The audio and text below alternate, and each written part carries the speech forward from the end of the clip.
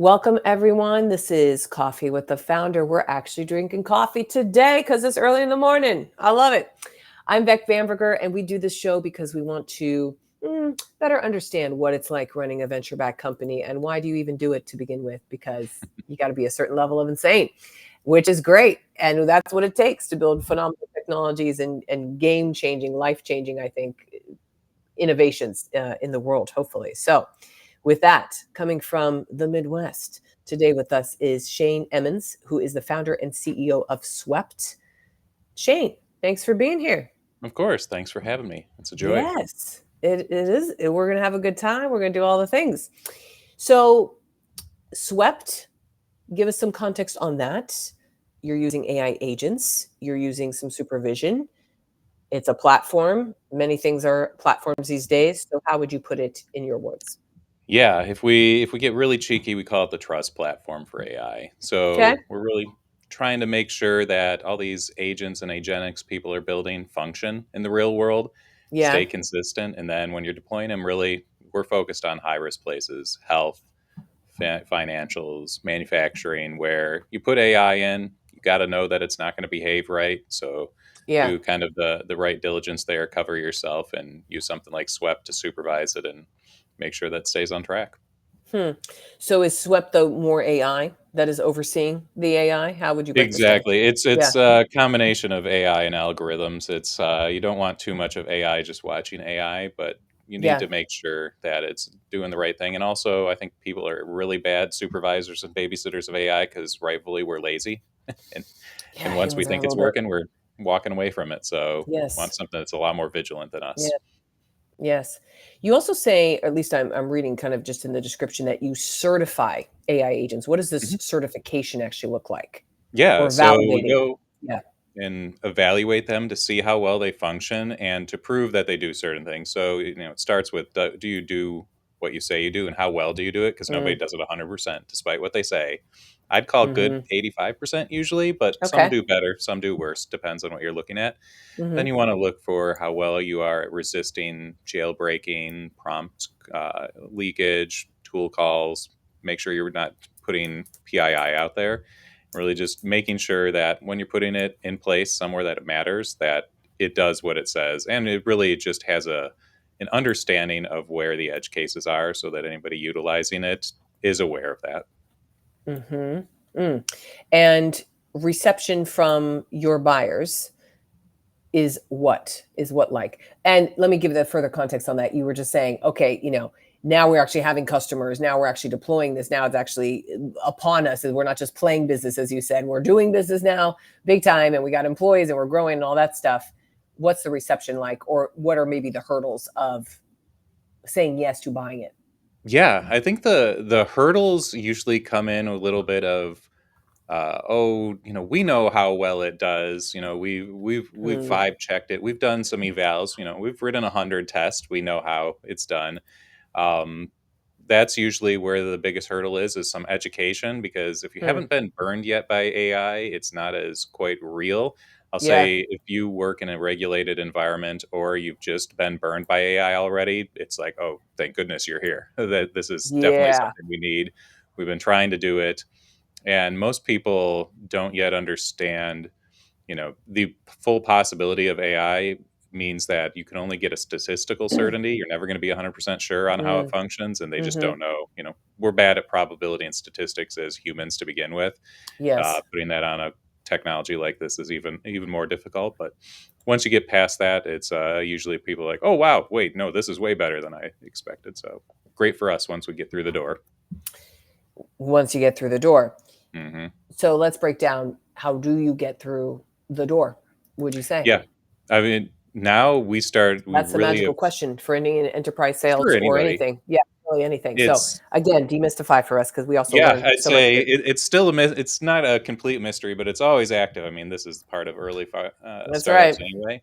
Yes. Um, but we're taking it of, okay, let's actually focus on high risk verticals where they understand risk already. They're doing it all the Yeah. time. That's why we play. Hmm. Most of our efforts are in health, but finances, anywhere where they understand a doctor's not 100%. our No. doctors get diagnosis right, whatever that is. And so when you're thinking about AI getting deployed in those situations, you're willing to accept an AI that gets it right 93 or 87 or whatever the case Mhm. may be. I mean, that's Mhm. some of our earliest. So it's going and finding those places. It's usually to, for us, we'd go both the buyer and seller side. So if you're building AI, we help you understand it, and then we help you give proof to your buyer how well this does function so that they can be confident in pilots or rollouts there. Versus there's always Mm. usually a lot of time like, I don't know if I really want to deploy this AI. Let me tell you, when somebody else has bidden on it and tried it for us, we'll follow on. And that just, eventually that's extremely hard to get deployed. So we come in there. And then the buyer side is usually uh, once their CIO or somebody has just had it with, like, I think the term now is shadow AI. So, like, we've had it. Too many people are using AI. We have no idea how they're using it. We need something in here because this is too big of a risk to the whole company that we're doing this. And so that's where we also have success of, like, great, tell us how well these are doing. We need to allow people. It's, there's too many. We find folks trying to go back to the days like before we were allowed to have our phones in the office or personal computers.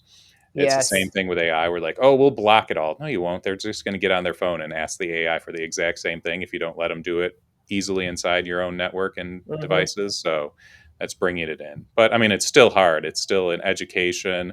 There's still a lot of people too, rightfully, they don't want to look foolish pushing their AI out before it's ready. And so you don't necessarily want to talk about that. And so there's a lot of hesitation. I mean, once it's deployed, usually people are seeing pretty good results, but there's a lot of Mm. hesitation to get it right, which once we crack that nut, usually it's easy. The calls aren't so hard. It's just getting those first intros. Yes, and this is a consistent thing that I hear so often across this podcast, but all of our clients, all the founder friends and stuff I have is like the implementation teams and like getting it off the ground. Hit it. It's just, man, that hurdle's high. Uh, Yeah. Once it's going, often just fine to Yep. some extent, but implementation and first hurdle implementation. So, mm, mm. So Yeah. Shane, now you've been at this for year and a half or so for For Swept. Swept, I mean, this is year two, actually 2.5 now of Swept, but I've been in Oh, startups well, for like it 15 says on years now. LinkedIn only a year and a little bit of change. Well, Okay, we had it as a a shadow little stealth project thing. for Yeah, a while exactly, before we exactly. officially started doing customers. You've been a lecturer, you've been a strategic advisor for a lot of fun stuff, but you've also been doing Ruby Money for quite Hmm. some time. Is that still active too? Yep, I actually Yeah. that one is an open source project, so a transaction, oh gosh, that's probably getting close to 15, 20 years at Yeah, it this point. is. Yes, I it says just 16 on transitioned it LinkedIn. to Yeah. a new group that runs that, but yeah, I've done Ah, startups for at least 15 years now. yes. Okay. And you're doing the advising, you're doing the lecturing, you're the full stack of, doing it, executing it, etc.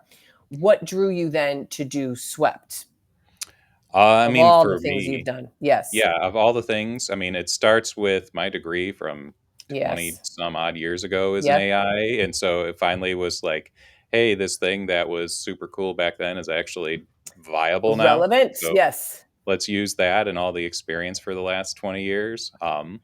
But also, it's, I think you look at your career and say, how many opportunities do you have to start something on a big wave? Yeah. It's, I, I graduated right as the .com bubble was I bursting. saw early So, 2000s. Yep. yep, early 2000s. Then I got to ride the mobile wave, and we had a fantastic startup go through there.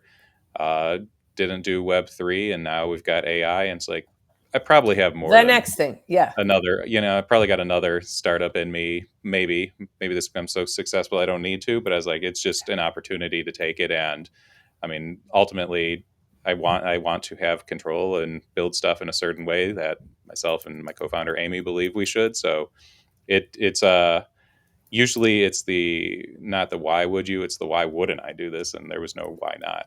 Ah, why wouldn't I do this? Okay. And I also love, and this is how you know you have founderitis, when you're already like, oh, how many more do I have in the bucket? Like maybe two more. It's so funny to talk with people. Exactly. They're like, yeah, I got one more left in me, or like, nah, this one's it, or maybe two. I mean, in other words, it is a usual career thing people do. Mhm. It's not one and done. It's so commonly two or three or however many you got in the tank. Yeah, I mean, Even when you have an exit that is so life altering from a financial perspective. You can't help it. You got to get back. You got to do it Yeah. again. So It's an itch, it's a bug, it's the thing that it is. It's a you disease, wanna as I say, in do. a good way. It's, Yeah. yeah, I don't sit around on the weekends recovering, I'm still working or doing other at the You worst can't case, I would help do it. other projects, but it's usually work and swept because it's passion, it's what I wanna do. Let's just do it. Yes. We can't help it. I get it. I get it. Mhm. Okay. So now you were mentioning just, before we hit the record, okay, you got some employees, you were scaling, you got the customers and so forth. How do you enjoy, given especially your career, the 0 to 1? Do you like this time frame, or are you more the 1 to 100?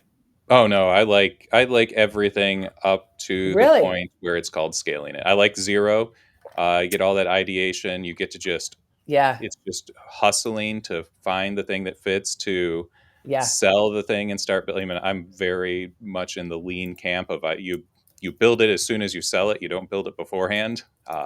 So once if you've got the idea and you've got a tiny bit of understanding that it's possible, I love that. And then scaling up, building a company. I have very strong opinions of how companies should be run and where we Mm, babysit too many people instead of let them really mm, go and what that mm. means. But so I like Let's hear growing it some of all the the. way. Let's hear some of these strong opinions then, because it I seems like mean, you're on the side of like let adults do their thing and let oh, them. 100%. Okay, tell us more. And Yeah, where I does mean this that. I conviction mean, stem from? you can get that.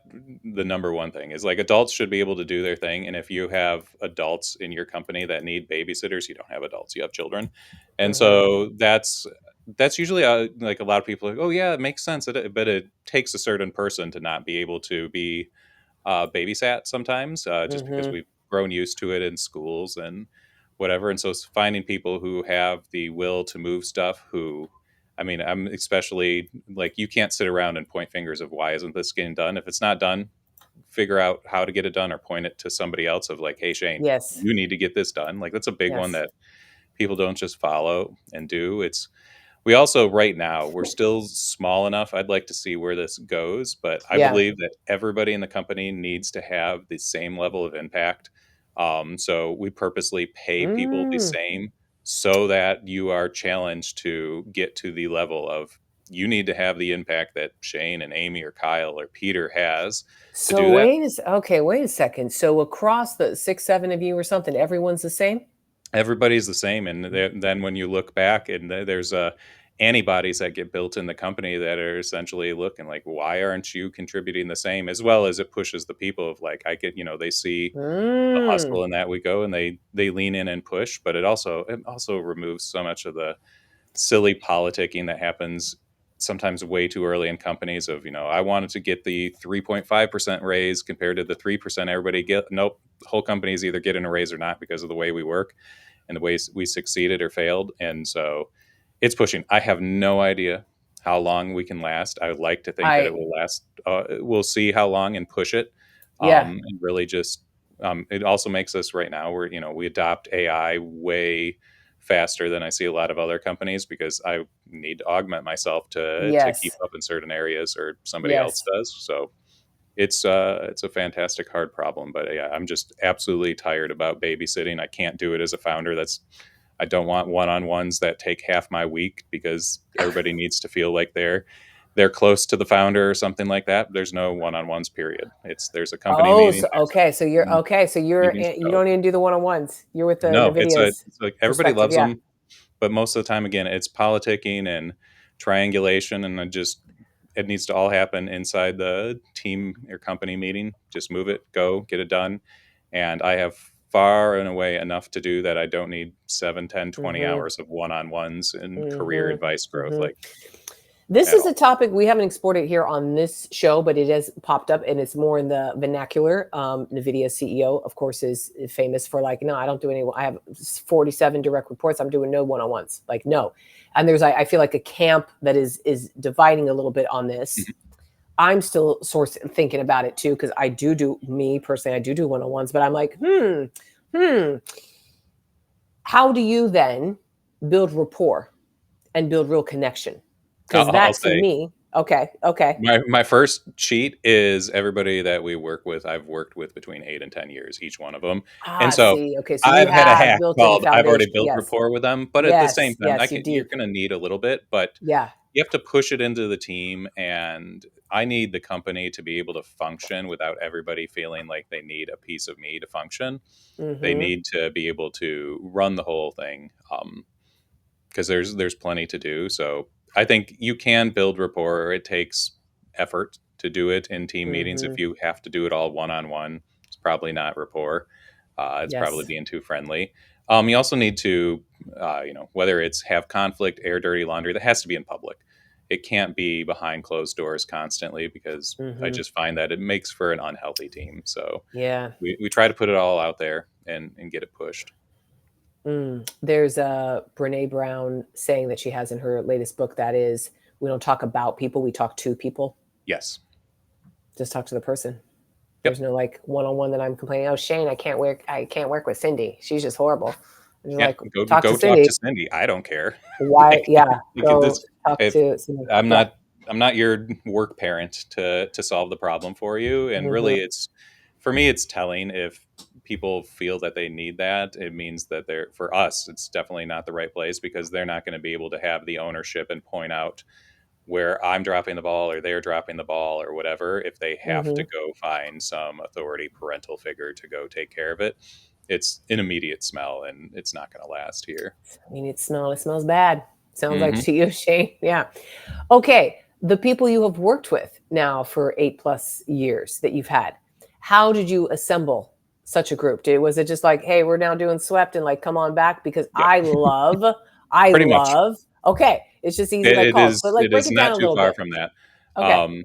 Sometimes we forget it. It's we Yeah. did put out like job descriptions and had a bunch of people apply, and then You're like, somebody else why? from history is like, wait a second, why didn't I just literally reach Do out it. to you directly? Like Mm, remind ourselves, but it is a bit of reassemble. I mean, Team Snap was my first startup. It's the one where we had lots of employees and that, and so we have lots of connections. mhm, But yeah, I've worked with many across other startups there, and it's a bit of like let's reassemble and do this. And I think it's just a testament to what we've done as groups in the past and how we've mhm. built and been consistent on what we think to build companies and teams that they're pretty much like, okay, let's go. It's Yeah. pretty This rare to that they're like, me, I'm fine. Shane, is one of the most underrated, undercelebrated aspects of building stuff and doing startups in particular. When you like bring the gang back together, Hmm. and for founders who are on the second or the third one, and they're coming back with the four people they already worked with or whatever, it's like it's so fun because Oh again, you yeah. already have this foundation, you already know each other so intimately, from a work setting and everything, and it's just oh man, it's fun. And if you're into Exactly. relationships, and I love long multi-decade relationships, it's like that is the dream for sure. Yeah. Working with people you love. Yeah, if you're not doing that, like startups are hard enough. If you Yeah. also have to work with people that you You don't don't like like, working with, oh, like it's not going to bye-bye. work. It's not going to Bye-bye. last. Every time I feel like in the past we've had suggestions out in other companies to have this expert be there. A lot of No. times it doesn't work. Like there's definitely where you get new people and it does Yeah. work, but utilizing your existing network and rebuilding highly teams that were highly functional before is it's the joy of founding and Is being the able to do that. And just again, it goes back to I said why not. That's usually the question. It's like why not, yes. like instead of Yes. why would we build this again, it's like why wouldn't we, like that was great, we did fantastic, why wouldn't we do this again? We'll grow and fail and succeed together, who cares? That's so founder too.